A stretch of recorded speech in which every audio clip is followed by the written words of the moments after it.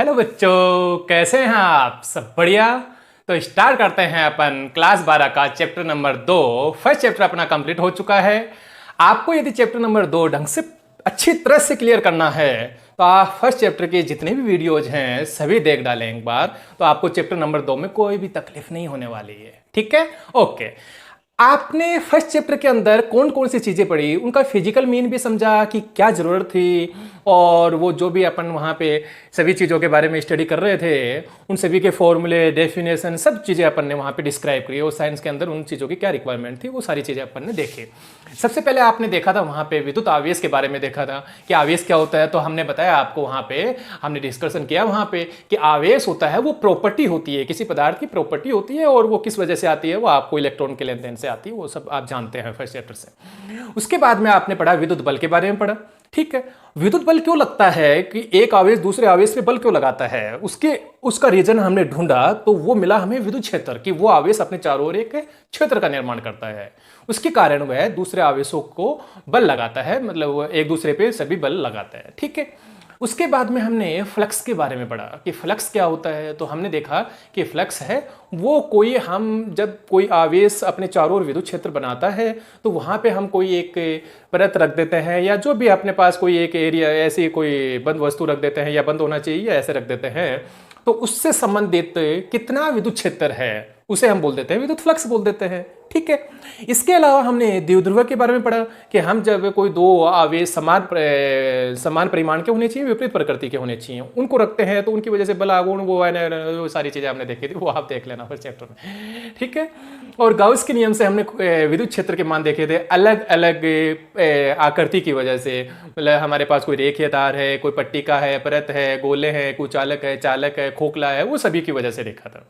और लास्ट में हमने देखा था कि इलेक्ट्रिक फील्ड की वैल्यू अंदर की ओर 0 क्यों होती है, और जब भी हम किसी वस्तु को आवेश देते हैं तो वहां पे एक बाहर की ओर बल लगता है, जिसकी वैल्यू निकाली थी अपन ने। और साथ में हमने विद्युत दाब के बारे में भी पढ़ा था वहां पे। ठीक है, ओके। तो अब सेकंड चैप्टर के अंदर पढ़ने वाले हैं अपन इलेक्ट्रिक पोटेंशियल डिफरेंस और इलेक्ट्रिक पोटेंशियल दोनों के बारे में पढ़ने वाले हैं, विद्युत विभव और विभवांतर के बारे में। चैप्टर नंबर जो 2 है उसका नेम है विद्युत विभव व धारिता। अब धारिता है उसके बारे में तो अपन बाद में पढ़ेंगे कि धारिता क्या होती है, पूरा डिटेल से पढ़ने वाले हैं वहीं पे। मैं बाद में बात करेंगे उसकी, जब धारिता आएगी तभी बात करेंगे। अभी विभव के बारे में बात करते हैं। तो अपने कम से कम 8 से 10 लेक्चर विभव के बारे में चलने वाले हैं, और उसके बाद में धारिता के बारे में पढ़ेंगे। ठीक है, पोटेंशियल क्या होता है इसके बारे में आप 10th क्लास के अंदर और 9th क्लास के अंदर भी थोड़ा थोड़ा पढ़ चुके हैं, लेकिन आज अपन फुल कंसेप्ट के साथ समझने वाले हैं कि पोटेंशियल की रिक्वायरमेंट क्यों हुई, और एक्चुअल में ये कैसा दिखता है, क्या होता है, ये कहां पे मिलेगा हमें, ये सारी चीजें हम देखने वाले हैं। ठीक है, ऐसा नहीं है कि केवल अपन ने डेफिनेशन और वो फॉर्मूला शब्द कुछ देख के और बाद में सीधी सी चीजों को रट लिया। पूरा कंसेप्ट वाइज अपन इस चीज को समझने वाले हैं। तो स्टार्ट करते हैं आज की क्लास। विद्युत विभवांतर के बारे में पढ़ने जा रहे हैं। ठीक है, तो आइए सभी बच्चे देखिए, विद्युत विभवांतर की डेफिनेशन समझने से पहले मैं सभी बच्चों को यह समझाना चाहता हूं कि विद्युत विभवांतर होता क्या है, पोटेंशियल होता क्या है एक्चुअल में। तो देखिए, आपने 11th क्लास के अंदर स्प्रिंग के बारे में काफी पढ़ा है। स्प्रिंग को कभी आप कंप्रेस कर रहे थे, कभी आप फैला रहे थे, ये सारी चीजें कर रहे थे आप वहां पे। तो आज एक बार और कर लेते हैं। जैसे मान लीजिए मेरे पास एक यहाँ पे ये एक दृढ़ आधार है, और इसके साथ में मैंने एक ये स्प्रिंग लगाई, यहां पे लगा दी। अभी इस स्प्रिंग की स्थिति ऊर्जा का मान कितना है, ऐसे नॉर्मल रखी हुई अपनी साम्य अवस्था में, इसकी स्थिति ऊर्जा का मान कितना है? 0। क्यों? स्थिति ऊर्जा होती क्या है? स्थिति ऊर्जा होती है जब अपन किसी वस्तु की स्थिति परिवर्तित कर देते हैं तो उसमें कुछ ऊर्जा स्थित हो जाती है, उसे स्थिति ऊर्जा बोलते हैं। लेकिन वो हर बार हो ऐसा जरूरी नहीं है, वो तभी होती है, पक्का पक्का पक्का याद कर लीजिए, नोट डाल लीजिए सभी बच्चे, वे तभी होती है जब आप सुरक्षित बलों के विरुद्ध कार्य करते हैं, सुरक्षित क्षेत्रों के विरुद्ध कार्य, या सुरक्षित बल बोले, सुरक्षित बलों के विरुद्ध कार्य करते हैं, तो वहां पर हमारे द्वारा किया गया कार्य स्थिर ऊर्जा के रूप में संचित होता है, अदरवाइज नहीं। जैसे आप धरातल पे चलते हैं तो चलते हैं, तो वहां पे भी तो आपकी स्थिति परिवर्तित होती है। जैसे मान लीजिए ये धरातल और आप यहाँ पे हैं, ये धम चुम चुम ऐसे ठीक है, और यहां से आप चले और यहां पहुंच गए, तो विस्थापन हुआ, वर्क डन। कार्य का फॉर्मूला क्या होता है? बल इंटू विस्थापन। तो आपको बल तो लगाना पड़ता है, घर्षण बल के विरुद्ध कार्य करना पड़ता है, तभी तो आप चल पाते हैं, और साथ में आप विस्थापित भी हो रहे हैं यहाँ पे, तो यहाँ पे भी तो कार्य हो रहा है। तो ये किया गया कार्य स्थिर ऊर्जा के रूप में संचित होता है कि नहीं? ये नहीं होता है। क्यों नहीं होता है? यहाँ पे जब अपन घर्षण बल के विरुद्ध कार्य करते हैं तो सारी की सारी जो अपने पास ये धरातल की सतह है और जो भी आप चप्पल जूते जो भी पहन रखा है, उस चप्पल जूते के बीच में जो घर्षण बल उत्पन्न होता है वहां पे ऊष्मा के रूप में खत्म हो जाता है, वो स्टोर नहीं हो पाता है। ठीक है, तो जो घर्षण बल होता है वो संरक्षित प्रकृति का नहीं होता है, कंजर्वेटिव नहीं होता है। ठीक है, कंजर्वेटिव होते कौन से हैं? वो होते हैं जो सेंटर टू सेंटर लगते हैं, किसी एक वस्तु से दूसरी वस्तु के केंद्र तक लगते हैं, एक वस्तु के केंद्र से दूसरी वस्तु के केंद्र तक लगते हैं, उन्हें बोला जाता है संरक्षित प्रकृति के बल बोला जाता है। और वहीं पे किया गया कार्य है वो स्थिर ऊर्जा के रूप में संचित होता है। तो यहाँ पे नहीं हो पाता है।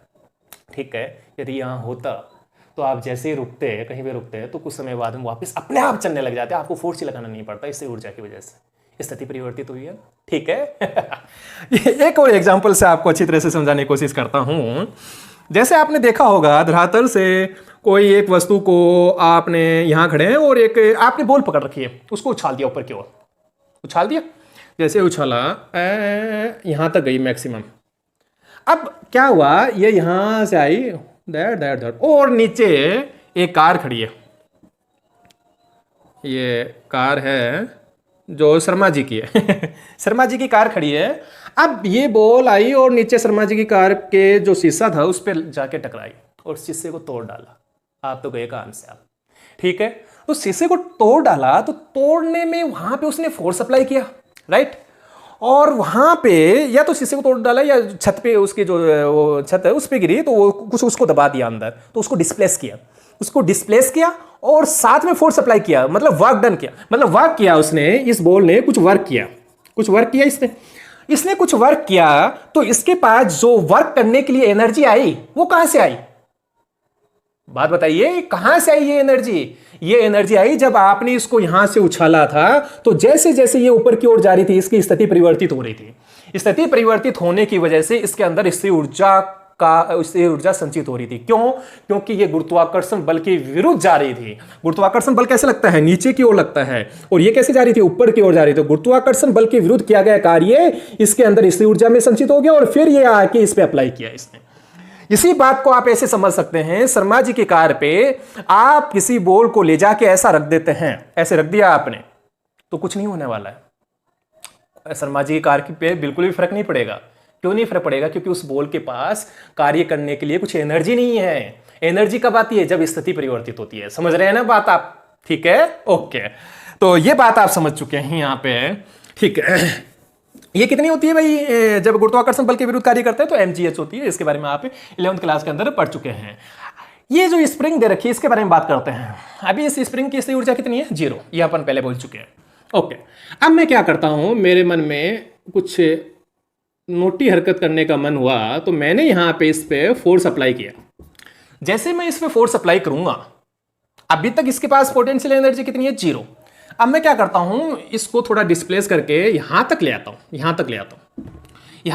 तो वर्क डन कितना हो गया? कार्य का मान कितना हो गया भैया? कार्य का फॉर्मूला होता है, सभी देख लीजिएगा, बल इंटू विस्थापन,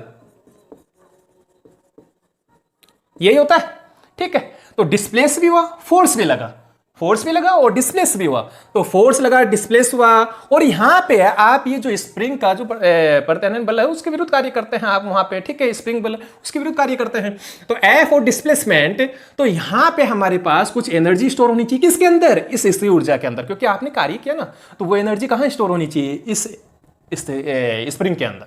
कोई दिक्कत नहीं आता? ओके, तो यहां तक मान लेते हैं, माना यहां तक जब मैं इसको डिस्प्लेस किया तो इसके अंदर कितनी एनर्जी स्टोर होगी? 10 जूल। देखिए, कई बच्चे कंफ्यूज हो जाते हैं कि सर जूल क्यों लिख दिया? अरे भैया, कार्य का जो मात्रक होता है वो क्या होता है? जूल ही तो होता है। ठीक है, तो जो वर्क डन है वो कितना हो गया? यहां तक 10 जूल हो गया, और वो एनर्जी कितनी स्टोर होगी उसमें? 10 जूल हो गई। अब मैं क्या करता हूं, मेरे में और मन आया मेरा, और मैंने यहां तक ले आया, तो यहां तक मान लेते हैं कि 20 जूल हो गया, मान लिया, और यहां तक 30 जूल, ऐसे यहां तक 40 जूल मान लिया। तो मतलब आप इतना डिस्प्लेस करेंगे तो इसके अंदर कितनी एनर्जी 10 जूल, इतना करेंगे 20, इतना करेंगे 30, इतना करेंगे 40। मतलब जितना ज़्यादा आप डिस्प्लेस करेंगे, जितनी ज़्यादा उसकी स्थिति चेंज करेंगे और ज़्यादा फोर्स लगाएंगे तो उतनी उसके अंदर एनर्जी स्टोर होती है। कोई दिक्कत यहाँ तक? ठीक है, ओके। ये तो क्या था, इसकी ऊर्जा थी। अब पोटेंशियल क्या होता है, विभव क्या होता है, उसकी बात करते हैं। देखिए, जब आप ध्यान से समझने की बात है, बहुत ही अच्छा कंसेप्ट है। जब आप स्प्रिंग को इस वाले एंड को यहां तक लेके आते हैं, यहां तक लेके आते हैं, इस बिंदु तक लेके आते हैं, तब क्या पाते हैं, 10 जूल एनर्जी पाते हैं। बस यही क्या होता है, विभव होता है। विभव का मतलब यह होता है किसी भी वस्तु को आप किसी जहां तक जो भी कोई बिंदु दे रखा है वहां तक लेके आते हैं तो वह कितनी एनर्जी पाता है वहां पर, उस बिंदु पे लाने पर, वही क्या कहलाता है, पोटेंशियल कहलाता है। ये पोटेंशियल इस स्थिति का होता है या इस स्प्रिंग का होता है? स्थिति का होता है कि इस बिंदु पे लाएंगे तो इतनी एनर्जी पाएंगे, मतलब उस बिंदु का पोटेंशियल, उस बिंदु का विभव इतना है। समझ रहे हैं बात को आप? और बताने की कोशिश करता हूं कि जैसे ही इस स्प्रिंग के इस एंड को आप यहां तक लाते हैं तो यहां कितने पाएंगे, 20 जूल। यहां तक लाते हैं तो कितना पाएंगे, 30 जूल। यहां तक लाते हैं 40 जूल। कहने का मतलब यह हुआ कि आप इस बिंदु तक आएंगे तो 10 जूल एनर्जी पाएंगे। तो ये जो बिंदु है इसको क्या बोल देते हैं, इस बिंदु का विभव बोल देते हैं कि 10 जूल एनर्जी मिलेगी। तो यहां पे कितना, मान लेता हूं कि यहां पे 10 वोल्ट विभव है, पोटेंशियल का जो मात्रक होता है वो वोल्ट होता है, और यहां पे मिलेगा 20 वोल्ट, यहां पे 30 वोल्ट और यहां पे 40 वोल्ट। कोई दिक्कत यहां तक? ठीक है बच्चों, ओके। तो आपने ये स्प्रिंग के द्वारा समझा, ये वाली जो हमारे पास जो एनर्जी हो जाती है इसको अपन यहाँ पे क्या बोल देते हैं, विभव ऊर्जा के रूप में ये स्टोर हो जाती है। ये तो स्प्रिंग के लिए हो गया, लेकिन हमें तो किसके लिए बात करनी है, आवेश के लिए बात करनी है। तो आवेश के लिए बात करता हूं। मान लीजिए मेरे पास यहाँ पे एक प्लस क्यू आवेश रखा हुआ है, कोई दिक्कत यहां तक? ओके। और इसका कुछ इलेक्ट्रिक फील्ड यहां तक बन रखा है। ओके, इलेक्ट्रिक फील्ड यहां तक बन रखा है। इस साइड से मैं कोई एक आवेश को लेके आता हूं, तो इन्फिनिटी से लेके आ रहा हूं, क्यों नोड आवेश है, परीक्षण आवेश है, इसको मैं लेके आ रहा हूं। ओके, यहां तक लाने में तो मेरे को कोई कार्य नहीं करना पड़ेगा। क्यों नहीं करना पड़ेगा भैया? क्योंकि कोई इलेक्ट्रिक फील्ड नहीं है, तो कोई कार्य नहीं करना पड़ेगा। ठीक है, ओके, आसानी से आप ले आएंगे। लेकिन जैसे आप यहां पे लाएंगे तो आपको कार्य करना पड़ेगा। अभी तो आप क्या चल रहे थे, एक समान वेग से चल रहे थे। कई बच्चे ये कहते हैं, सर क्यों कार्य क्यों नहीं करना पड़ेगा, मैं चल के ऐसे लाऊंगा ना तो कार्य करूंगा ना मैं। नहीं, एक समान वेग से लेके आ रहे हैं। और बल कब लगता है, जब त्वरित गति करते हैं या अवस्था परिवर्तित करते हैं तभी लगता है, वरना नहीं लगता है बच्चों। तो आप एक समान वेग से ला रहे हैं, तो एक समान वेग से ला रहे हैं तो यहां पे कुछ कार्य नहीं कर रहे हैं। अब एक समान वेग से क्यों ला रहे हैं? इसलिए ला रहे हैं ताकि हमें यहां पे दिक्कत नहीं हो कि हमने यहां तक तो कोई कार्य नहीं किया, वरना इसको भी कैलकुलेट करना पड़ेगा आपको बाद में। ठीक है, ये अपने 11th क्लास में काफी कर चुके हैं कि जब त्वरित गति होती है तो कितना अपन वहां पे फोर्स अप्लाई करते हैं, वो आप F = mc सारे कैलकुलेट कर चुके हैं। ओके, ये मेरे पास क्यू नोड आवेश, इसको जब मैं इस इलेक्ट्रिक फील्ड के अंदर जैसे लेने वाला हूं, अंदर ले जाने वाला हूं, तो आपको पता है ये जो प्लस क्यू चार्ज है ज्यादा दूरी पे कम विद्युत क्षेत्र बनाएगा और कम पे ज्यादा बनाएगा। तो यहां पे तो कम बनाएगा, यहां कम बनाएगा। तो ये हमारे पास आवेश को जैसे मैं यहां तक लाता हूं तो मान लीजिए इस बिंदु पे लाने पे कितनी एनर्जी मिलती है, 10 जूल। क्योंकि जो बनने वाला जो इलेक्ट्रिक फील्ड है उसकी डायरेक्शन क्या होगी, ये वाली, और इसके विद्युत क्षेत्र के विरुद्ध कार्य करना पड़ेगा। तो इस आवेश के अंदर जिसके अंदर लेके आते हैं, जिस पे कार्य करते हैं उसी के अंदर स्टोर होती है भैया। तो इस आवेश के अंदर क्या हो जाएगी, 10 जूल एनर्जी स्टोर हो जाएगी। ऐसे ही आप यहां तक लाते हैं तो कितनी, 20 जूल, यहां तक लाते हैं 30 जूल, यहां तक लाते हैं 40 जूल। और ये जो पॉइंट्स हैं, इन पॉइंटों को क्या बोल देते हैं, इनको विभव बोल देते हैं कि इन पे आएंगे तो इतनी इतनी एनर्जी पाएंगे। तो यहाँ पे 10 वोल्ट हो जाएगी, यहाँ 20 वोल्ट हो जाएगी, यहाँ 30 वोल्ट हो जाएगी, यहाँ 40 वोल्ट। तो ये तो क्या हो गए, विभव हो गए, और ये क्या हो गई, एनर्जी। तो आप समझ पा रहे होंगे कि एनर्जी तो क्या है, एनर्जी तो किसको मिलेगी, एनर्जी तो मिलेगी जिसको लेकर आएंगे, जिस आवेश को लेकर आएंगे उसको एनर्जी मिलेगी। और जो विभव होता है वो क्या होता है, विभव होता है वहां पर जो बिंदु स्थित है उसका वैल्यू, उस वहां पे लाएंगे तो कितनी एनर्जी पाएगा कोई आवेश। ठीक है, तो आवेश एनर्जी लेके जाएगा और इस बिंदु पे कितनी एनर्जी मिलेगी वो क्या कहलाता है, वहां का पोटेंशियल कहलाता है। समझ रहे हैं? ठीक है, आपको क्लियर हुआ होगा पोटेंशियल क्या होता है, बहुत अच्छी तरह से। ठीक है, ओके।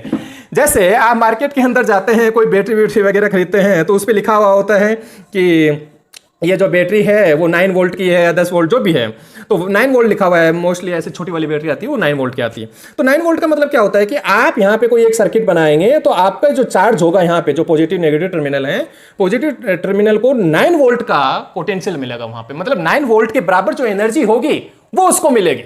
समझ रहे हैं बात? मतलब यहां पे जो हमारे पास चार्ज होगा उसको कितनी एनर्जी मिलेगी? 9 वोल्ट के बराबर मिलेगी। ठीक है, कहीं पे 100 लिखा हुआ है, जैसे घर के अंदर हमारे 220 वोल्ट आता है, तो इसका मतलब क्या होता है कि जो ट्रांसफॉर्मर है हमारे पास में उस पे 220 वोल्ट है और हमारे घर पे 0 वोल्ट है, तो डिफरेंस कितना हो गया? 220 का हो गया। तो वहां पे जो वायर लगा हुआ है, वहां तक हमारे घर तक आने के लिए जो वायर लगा हुआ है उसमें जो चार्ज मतलब जो हमारे पास इलेक्ट्रॉन्स हैं उनको कितनी एनर्जी मिलेगी? 220 वोल्ट के बराबर एनर्जी मिलेगी। समझ रहे हैं बात को आप? मैं इस बात को ऐसे भी समझाने की कोशिश करता हूं, जैसे कुछ लोग बोलते हैं कि भैया बेंगलोर चले जाइए, वहां पे आपको सॉफ्टवेयर कंपनीज का काफी स्कोप है, तो आपको वहां पे अच्छी जॉब मिलेगी। मतलब वहां पे पोटेंशियल है, उस चीज का पोटेंशियल है। सॉफ्टवेयर फील्ड में आप काम करना चाहते हैं तो अच्छा पोटेंशियल है वहां पे। कोटा चली जाइए, वहां पे आप IIT PMT वगैरह कोचिंग काफी चलती है, तो आपको वहां पे अच्छी सैलरी मिलेगी, तो आप वहां पे पढ़ाइए। तो वहां पे पढ़ाने का अच्छा पोटेंशियल है। समझ रहे हैं आप बात को? मतलब आप कोटा जाएंगे, बेंगलोर जाएंगे और वहां काम करेंगे तब वो एनर्जी पाएंगे, वरना नहीं पाएंगे। तो पोटेंशियल का मतलब क्या होता है? पोटेंशियल किसी जगह की वैल्यू होती है, पोटेंशियल किसी जगह का एनर्जी होता है। समझे? मतलब वहां पे आप किसी को लाएंगे तब वो पाएंगे, वरना नहीं पाएंगे। समझ रहे हैं? या आप किसी मिठाई की दुकान बहुत ही अच्छा है और वहां पे आप कुछ मिठाई खाना चाहते हैं, तो क्या करेंगे? उस मिठाई की दुकान तक आपको जाना पड़ेगा, तभी आप खा पाएंगे। लेकिन आप उस पे जाएंगे तो उस मिठाई की दुकान का जो मिठाई है वो अच्छी है, तो उसका पोटेंशियल अच्छा हुआ, उस मिठाई का पोटेंशियल अच्छा हुआ उसका, मतलब वहां की वैल्यू अच्छी है। अब आपने वो खा ली, आप क्या कर रहे हैं? उस एनर्जी को लेके आ रहे हैं। मतलब वहां जाएंगे तो वहां की उस दुकान की मिठाई एक पीस खाते हैं तो आपको 10 जूल एनर्जी मिलेगी, तो आप लेके आ गए। ठीक है, वो तो क्या हो गई? इसी ऊर्जा हो गई वहां पे। और वहां पे जाने पे मिली ना, तो वो वहां की उस दुकान का पोटेंशियल हो। किसी का मान लीजिए 5 वोल्ट 5 जूल दे रहा है, तो वो 5 जूल मिल जाएगी वहां पे। ठीक है, ओके। तो अब आते हैं अपने विद्युत विभवांतर पे आते हैं। आपको बता दिया गया है इलेक्ट्रिक पोटेंशियल डिफरेंस होता क्या है। तो चलिए स्टार्ट करते हैं। पोटेंशियल डिफरेंस काफी लंबी बात हो गई, लेकिन आपका कंसेप्ट है पूरी तरह से क्लियर हो गया होगा शायद। ओके देखिए, पोटेंशियल डिफरेंस क्या होता है, विद्युत विभवांतर क्या होता है? किसी परीक्षण आवेश को, ध्यान से सुनिए बात को, डेफिनेशन लिखनी है। किसी परीक्षण आवेश को विद्युत क्षेत्र में एक बिंदु से दूसरे बिंदु तक, एक बिंदु से दूसरे बिंदु तक, एक बिंदु से दूसरे बिंदु तक लाने में किया गया कार्य, वह उस परीक्षण आवेश के अनुपात को विद्युत विभवांतर कहते हैं। ठीक है, उन पॉइंटों के मध्य विद्युत विभवांतर कहते हैं। तो देखिए समझने की कोशिश करते हैं। जैसे मेरे पास यहां पे O बिंदु और यहां पे एक प्लस Q आवेश रखा हुआ है। ठीक है, अब यहां पे क्या कर रहे हैं अपन? यहां तक मान लीजिए इसका इलेक्ट्रिक फील्ड बन रखा है और यहां पे मैंने कोई एक परीक्षण आवेश टेस्ट चार्ज है जो अपन क्या काम में लेते हैं? Q नोड काम में लेते हैं। ये Q नोड मैंने ला के यहां पे रखा। मान लेता हूं कि ये वाला जो Q नोड आवेश है वो किस बिंदु पे रखा हुआ है? ये मान लेते हैं अपन B बिंदु पे रखा हुआ है। ये B बिंदु पे, और कहां पे लाना है? A बिंदु पे लाना है इस आवेश को। यहां पे लाएंगे तो ये इलेक्ट्रिक फील्ड बन रखा है, इस इलेक्ट्रिक फील्ड के विरुद्ध कार्य करना पड़ेगा, तो ये जो किया गया कार्य होगा वो स्थिर ऊर्जा के रूप में संचित होगा। तो यहां का विभव कितना हुआ? मान लेते हैं कि इस बिंदु का विभव कितना हुआ? VA, और यहां का कितना हुआ? VB। तो VA ज्यादा होगा VB। अरे जैसे जैसे पास में आएंगे उतनी ज्यादा एनर्जी मिलेगी। तो वहां के बिंदुओं की एनर्जी, मतलब यहां पे लाए तो थोड़ी कम, यहां लाए तो और ज्यादा, यहां लाए तो और ज्यादा, यहां लाए तो और ज्यादा। मतलब जैसे जैसे आप पास में जाते हैं, चार्ज के पास में जाते हैं, तो पोटेंशियल का मान बढ़ता जाता है, एनर्जी ज्यादा पाते हैं। तो इलेक्ट्रिक फील्ड की डायरेक्शन में पोटेंशियल की वैल्यू घटती जाती है। नोट डाल लें, विद्युत क्षेत्र की दिशा में विद्युत विभव का मान घटता है। विभव के बारे में अभी आपने नहीं पढ़ा है, बस पढ़ाने वाला हूं विभवांतर के बाद में। तो देखिए Q नोड आवेश को मैं यहां B बिंदु से A बिंदु पे ला रहा हूं, तो VA का मान ज्यादा है VB से। तो डेफिनेशन आप बता ही चुके हैं कि किसी परीक्षण आवेश, ये रहा परीक्षण आवेश, किसी परीक्षण आवेश को विद्युत क्षेत्र की बात कर रहे हैं, विद्युत क्षेत्र में एक बिंदु से दूसरे बिंदु तक लाने में किया गया कार्य, वह परीक्षण आवेश के अनुपात को विद्युत विभवांतर कहते हैं। सिंपल फॉर्मूला बनाता हूं, तो फॉर्मूला क्या हो जाएगा भैया जी? फॉर्मूला हो जाएगा सर पोटेंशियल डिफरेंस, लिखिए आप पहले तो। ठीक है, विद्युत विभवांतर इज इक्वल टू क्या हो जाएगा? कार्य अपॉन आवेश। तो work done is upon charge, जो लेकिन चार्ज भी कौन सा? टेस्ट चार्ज नहीं, टेस्ट चार्ज बोलेंगे अपन जिसको लेके आ रहे हैं। ठीक है, ओके। तो हाँ, मैं ये तो अपन ने ऐसे थ्योरेटिकल रूप में लिख लिया। मैथमेटिकल रूप में आप लिखना चाहते हैं तो कैसे लिखेंगे? पोटेंशियल डिफरेंस किस किस का? इस ए बिंदु और बी बिंदु, तो V A minus V B लिखेंगे या वी बी माइनस ए लिखेंगे? देखिए, ज्यादा में से कम को घटाते हैं। और दूसरी बात ये भी, आप ज्यादा कम के चक्कर में तो पड़े नहीं कि जो अंतिम वैल्यू है, जहां लास्ट है और जो फाइनल है, उनमें लास्ट में से लास्ट में से इनिशियल को घटाइए तो कितना होगा? V A minus V B is equal to कितना हो जाएगा? वर्क डन, कार्य कितना किया?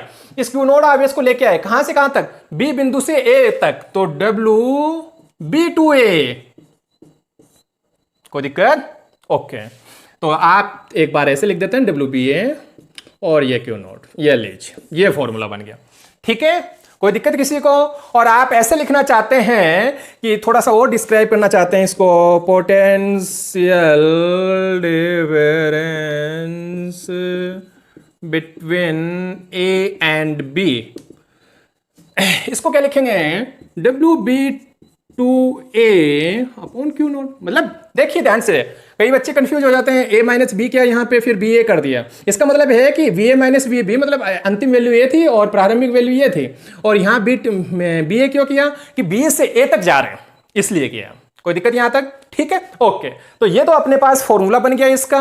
और एक बात मैं और बता देना चाहता हूँ आपको कि अपन ने विभव पढ़ने के लिए जरूरत क्या है, मतलब विभवांतर और विभव के बारे में पढ़ने की जरूरत क्या है? क्योंकि अपन विद्युत क्षेत्र से भी काम चला सकते हैं, लेकिन विद्युत क्षेत्र क्या होता है कि सदिश राशि होता है, और विभवांतर और विभव है वो अदिश राशि होता है। तो अदिश राशि को सोल्व करना इजी होता है, इसलिए विभव के बारे में अपन ज्यादा बातें करते हैं और विभव ही अपन निकालते हैं मोस्टली जगह। ठीक है, और इसके अलावा आपको ये तो बता ही चुके हैं कि जब भी संरक्षी बल होते हैं, उन संरक्षी बलों से एक स्थिर ऊर्जा संचित होती है, संरक्षी बलों के। ठीक है, आप आगे की क्लास में पढ़ेंगे कि परिवर्ती चुंबकीय क्षेत्र होता है, उससे भी एक विद्युत क्षेत्र बनता है, लेकिन वहां पे स्थिर ऊर्जा संचित नहीं होती क्योंकि वो संरक्षी नहीं होता है, वो सेंटर टू सेंटर नहीं लगता है। ठीक है, ओके। तो ये यहां तक का कंप्लीट हुआ। इसके बाद में ये इस भौतिक राशि के बारे में आप फर्स्ट टाइम पढ़ रहे हैं, 12 क्लास में तो फर्स्ट टाइम पढ़ रहे हैं ना। तो आज अपन इसके अदिश अदिश सबकी बात करते हैं। तो पोटेंशियल डिफरेंस कैसी राशि होता है? अदिश राशि।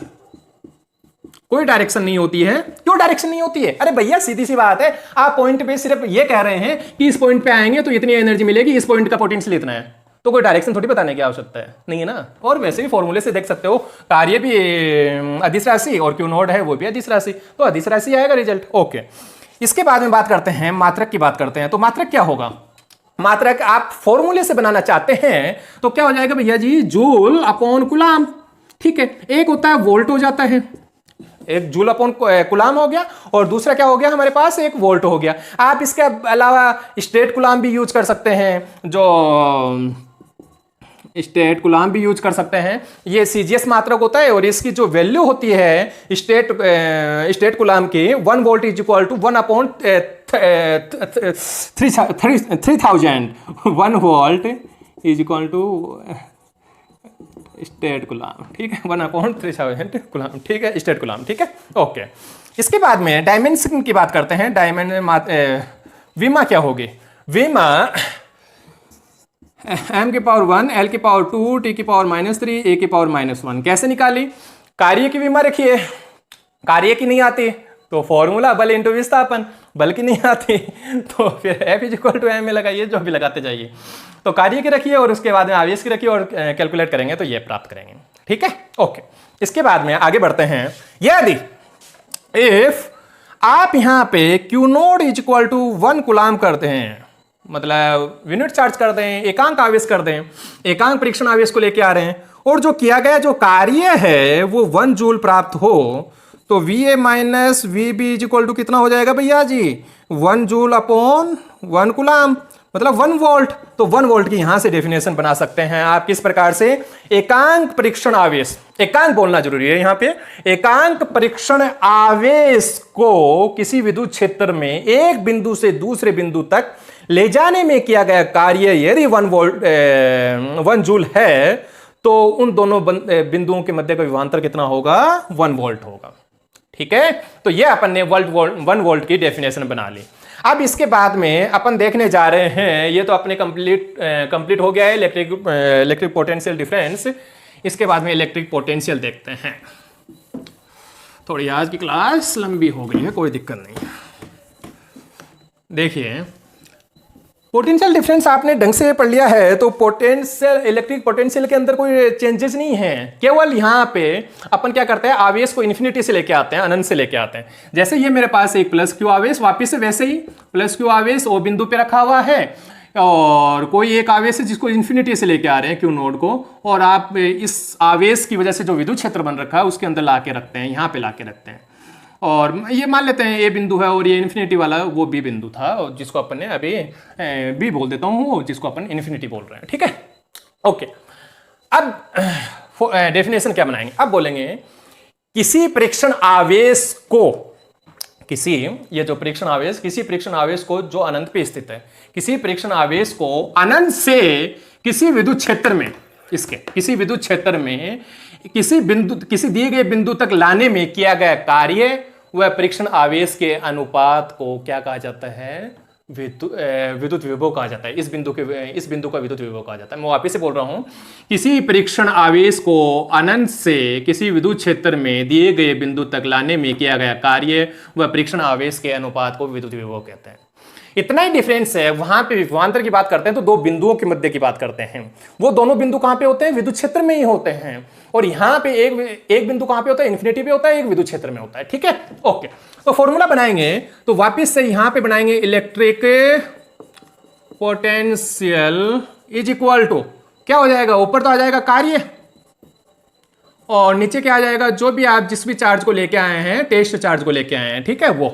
ओके, थोड़ा मैथमेटिकल भाषा में देखना चाहते हैं तो क्या हो जाएगा, we A minus we infinity.